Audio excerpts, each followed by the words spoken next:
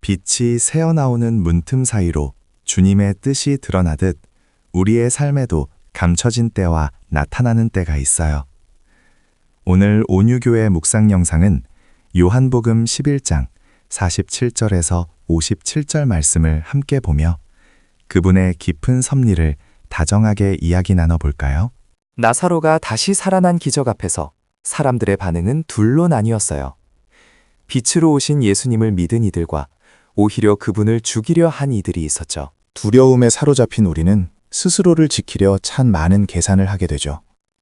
하지만 그런 인간의 불안한 계산 속에서도 하나님께서는 언제나 우리를 위한 구원의 길을 이미 예비하고 계시답니다. 하지만 안타깝게도 대제사장과 바리새인들은 로마를 핑계 삼았지만 사실 진리보다 자신들의 기득권과 자리를 잇는 것을 더 두려워했어요. 그들이 두려움에 빠지면 진실이 아닌 자신들의 자아를 보호하기 위한 그럴듯한 논리를 만들어냈어요.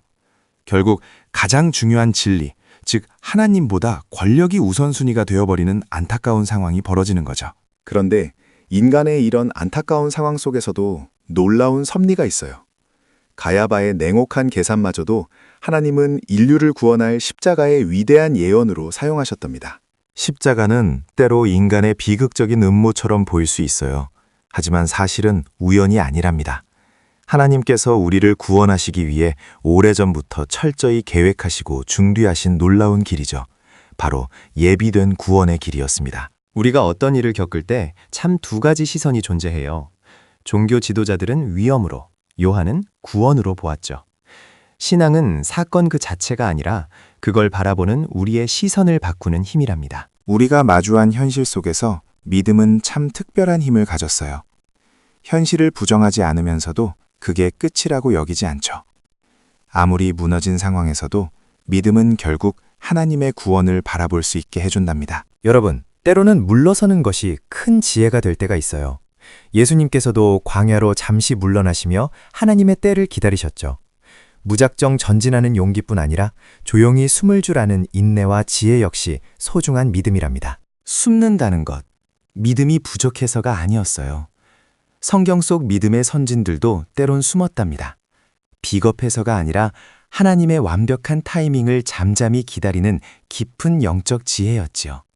기다림 역시 믿음의 중요한 부분입니다. 그렇습니다. 기다림 끝에 마침내 그때가 왔죠. 십자가의 사명을 위해 예수님은 예루살렘으로 향하셨어요. 생명을 살리는 귀한 뜻을 온전히 드러내신 거죠. 때가 되면 모든 것이 분명해집니다. 우리가 하는 선한 일조차도 때로는 자리를 지키려는 욕망으로 변질되기 쉽습니다. 정말 소중한 것은 화려한 영향력이 아니에요. 그저 묵묵히 말씀 안에 뿌리내려 살아가는 삶임을 기억해 주세요. 우리의 과신은 숨기고 내 안의 말씀이 단 한 영혼이라도 살릴 수 있다면요. 생명을 구하기 위해 그 빛을 기꺼이 세상에 비춰주세요. 용기 있는 드러남이 누군가를 살릴 수 있답니다. 세상은 우리에게 영향력을 쫓으라고 하지만 성경은 말씀의 삶을 걸라고 이야기해요. 진리의 말씀에 우리의 모든 것을 걸 때 비로소 참된 생명과 영광을 누릴 수 있답니다.